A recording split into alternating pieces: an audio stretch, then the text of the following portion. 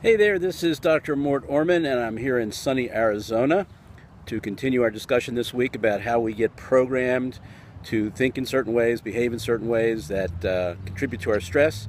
And we're looking this week at the book Virus of the Mind by Richard Brody. And uh, there's a lot to this book. It really talks about two different levels of programming and viruses of the mind and how they spread and infect people. Uh, a lot of the book, most of the words in the book are related to how mind viruses or ideas spread throughout communities and civilizations, what makes them spread, why some spread and others don't, and how they get implanted in us. So there's a lot about the psychology behind that and the dynamics behind that, and how if you understand that process, if you understand what makes certain ideas stick and spread and infect other people, then you can use that knowledge to your advantage if you have a good idea or a better idea for improving people's lives and you want to try and change the world going forward, or you want to try to influence a group of people. But it also really has a lot of information about how we deal with that issue on a personal level, since we're part of a group or part of a society and we get infected with mind viruses and ideas. How do we deal with this as an individual, not necessarily from a community standpoint?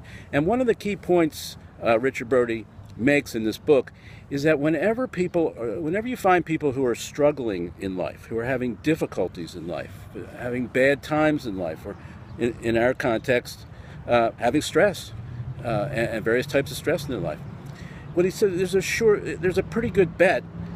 You can be pretty sure that there are mind viruses at work, that there are ideas that these folks have been implanted in their bodies and in their minds that are contributing to some of these difficulties. So his recommendation is, whenever you're in trouble or experiencing personal trouble or difficulties, be looking for ideas that have been implanted in you that may not be true and that may not be helpful.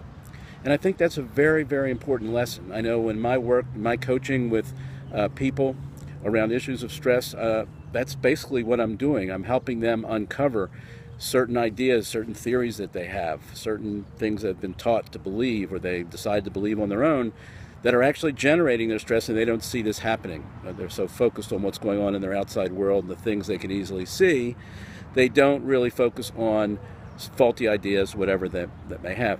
And it's such a powerful principle. I want to share one quote with you from towards the end of the book, where he talks about how this really made the biggest difference in his life.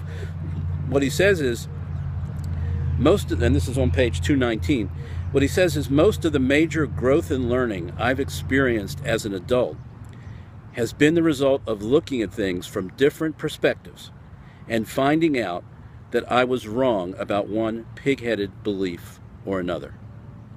And if you really want to know the secret to getting rid of stress or having less stress in your life, I just read it to you. Richard Brody just said it to you. And I think it's a great principle to live by.